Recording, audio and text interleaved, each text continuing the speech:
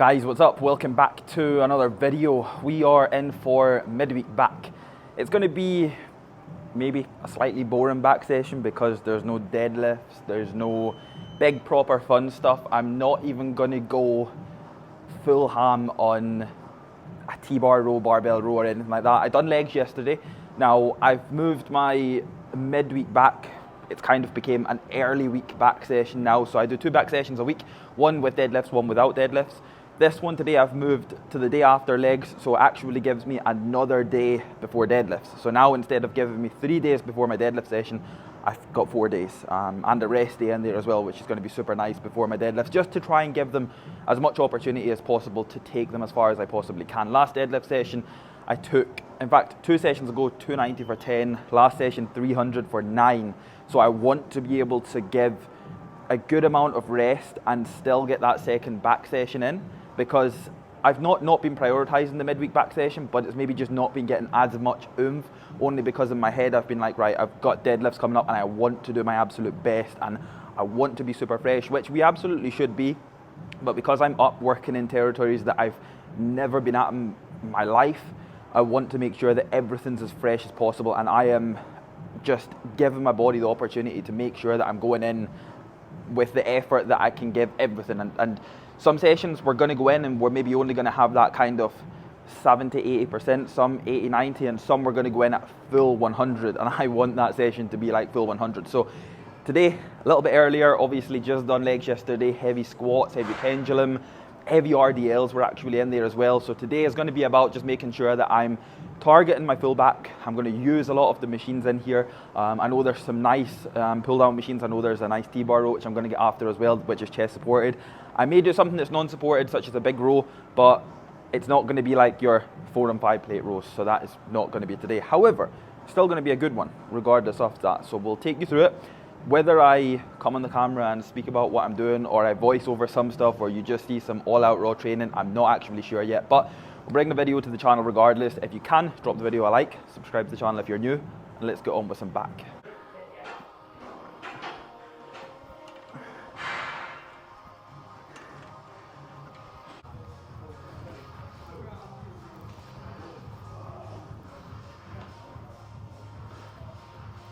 With this Panatta pull down machine, really nice because you can change that positioning of the handle, and as you've seen, it was in a more so full neutral handle grip, whereas I've changed it just to kind of supinate my wrist ever so slightly, which is ultimately changing the position of my elbow.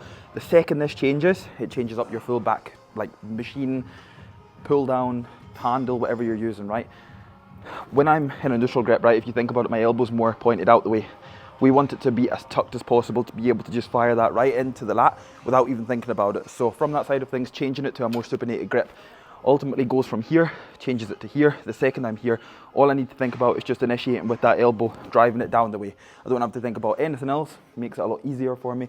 Allows me to be able to load it up and not think about anything apart from just driving the elbow down, getting the lat fully short, and I can take so much more out of the set.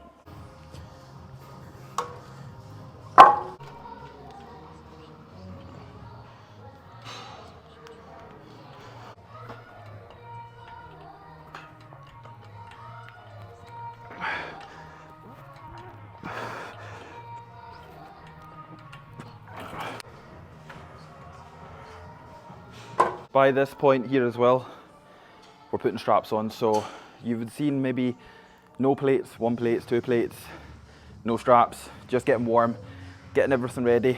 The second I got to 3 plates, straps go on. Super important, guys. Stop training without these. These are easily one of the most effective things that you could have in your gym bag. And we actually spoke about this last night. These are by far easily the cheapest accessory that you can get. Yet they're the most effective. If I had to only have one accessory for the rest of my training career, it would by far be a set of straps, only because they can genuinely take your training to a significantly higher level compared to where it's at right now. So if you're not using these, get them in, because trust me, you're not working your grip, right? You're not cheating by using them. They are adding nothing but value to your training. And they're going to help you progress, they're going to help you build muscle, they're going to help you drop fat, they're going to help you get into the best shape of your life. They're going to help you get the strongest that you've ever been. They're just going to add so much value. So if you haven't got a pair, fucking get a pair.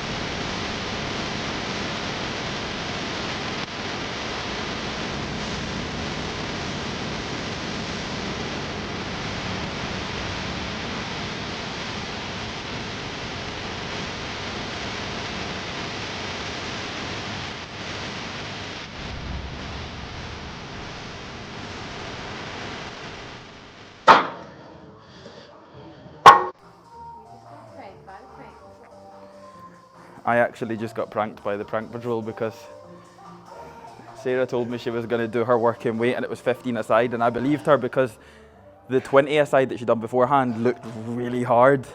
So she then done 15 aside and we were going to look for like 10. She done like 25 and probably could have went on to like 45. So she's got a 25 aside on here. Now she's going to send it, isn't she? Let's go. Better. Good. Good. Good. Come on. And again. And again. And again. Show me what you're like again. Messing about in the gym. Right guys, T-bar row next. I'm unsure on the make.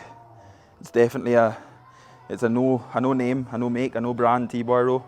Anybody knows the make of this can tell me, but I'm a big fan of a full pronated grip T-bar row. It's quite vertical, this one, which I'm also a big fan of. I'm not sure how heavy it is, but I've started off with 2 plates only because on Atlantis and the Gym Leco T-bar row, I can kind of always go in at 2-3 plates to begin. This is either going to humble me or it's going to be really light. We're going to be biasing the upper back here as well, so we'll just see how it feels.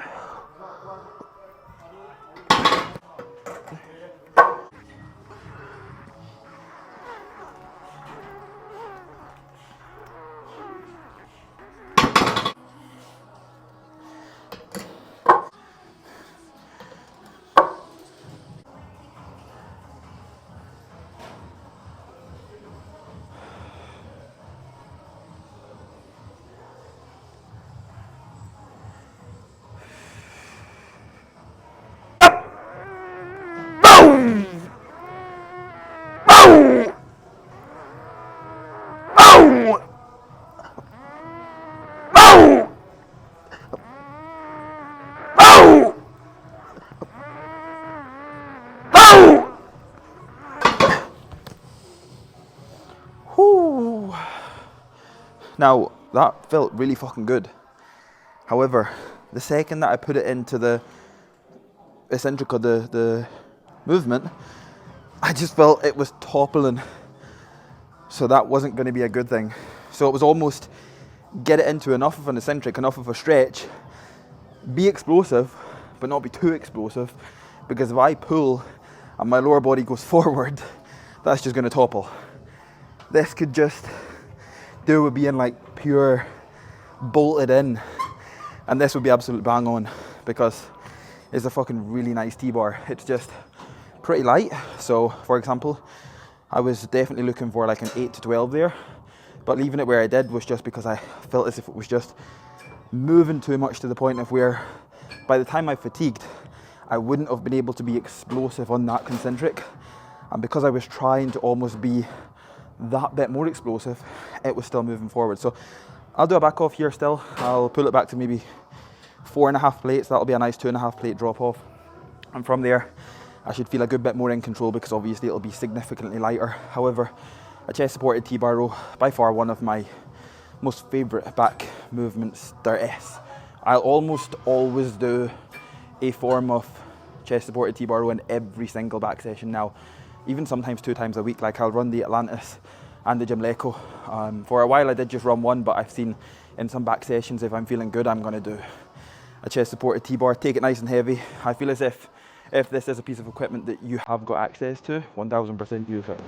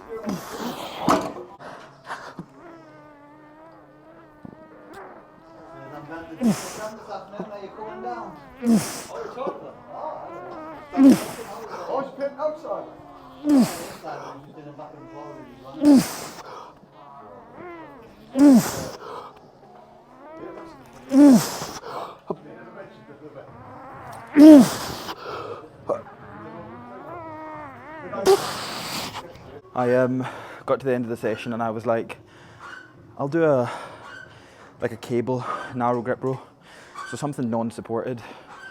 And I thought, if I do that, I may as well just do like a barbell row.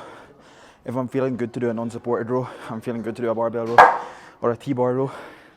And obviously there's the plate-loaded machine T-bar row, which logic tells me that technically if it's a machine, it makes it easier. So we'll just do the T-bar row machine, save loading up a barbell or anything like that. Nice and easy, 2 sets, job done, feel good, but we're finished. We'll wrap it up with a little bit of bicep work, but just the fluff work in it. We'll still train with maximum intensity, still take it as heavy as I can, but it's not as interesting as the bread and butter stuff.